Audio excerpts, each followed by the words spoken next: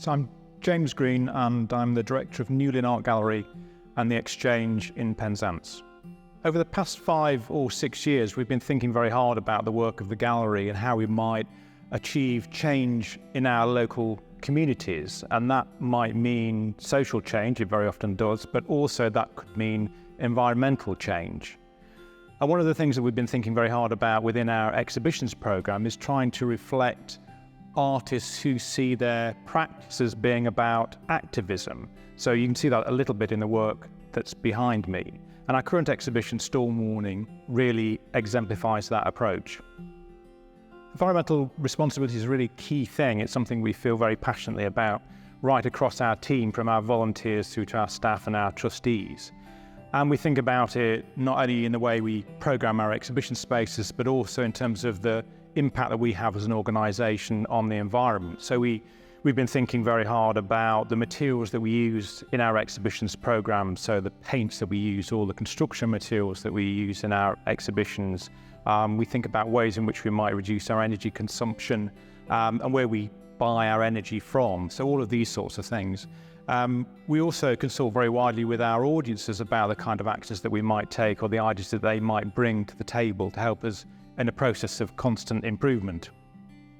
We thought a lot about how our work might impact on the environment in our big funding applications, most recently in our National Portfolio Organisation application to Arts Council England.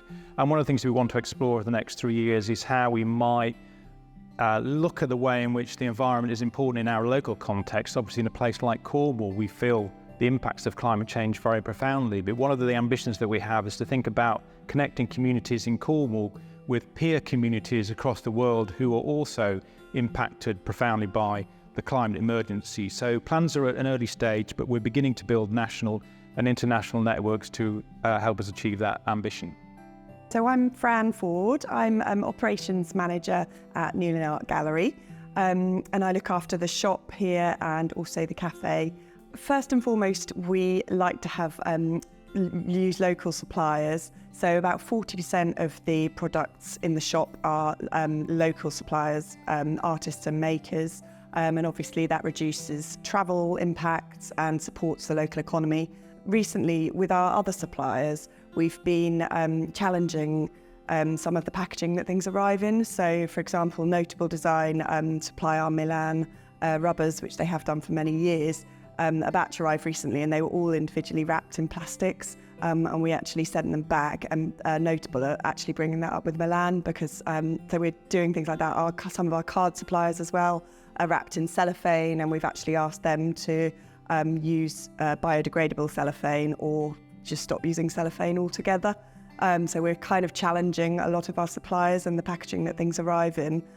We've also just made a conscious choice to move over to suppliers that are B Corporation, so Nakuku, British Colour Standard candles, and also suppliers that are kind of doing, thinking about their ethics. So we use Art House Unlimited, who support people with learning difficulties, and also Pivot's a recent one who supports homelessness, basically.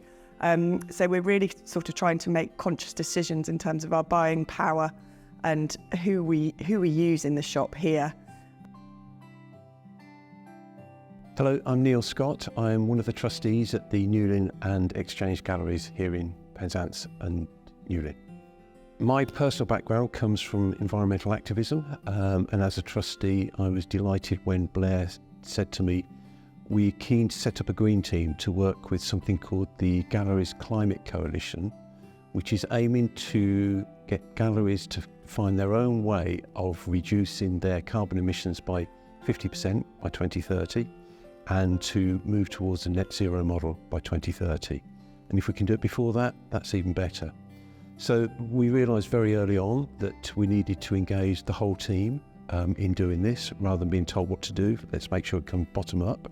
So we organised a Galleries Green team. We closed the gallery on one of its days and invited all of the staff, all of the trustees and the volunteers to spend a whole day exploring the sort of changes they could make individually that would help the gallery make its changes to make us more focused on our impact on this monster that we're having to live with, which is the climate and ecological emergency.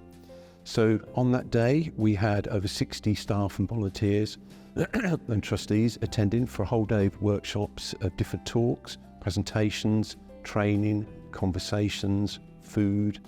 And I think the things that arose from there for me, 2 or 3 things. One is, initially, climate change isn't something existentialist. It's happening here right now. I put up a couple of slides which were of a part of the coastline which was on fire, and part of the A30, the one road in and out of Cornwall, on fire. That was from last summer, and people's responses to that were understandably emotional and quite visceral, which is what we need to do. We need to embody the changes that we are feeling ourselves and how we can best put those into place collectively as a gallery. And I'm delighted to be sitting here under this quite smelly net that was collected off our coast, as this really is doing probably the most important thing the galleries can do, which is open up a conversation to be had with the public in a safe space.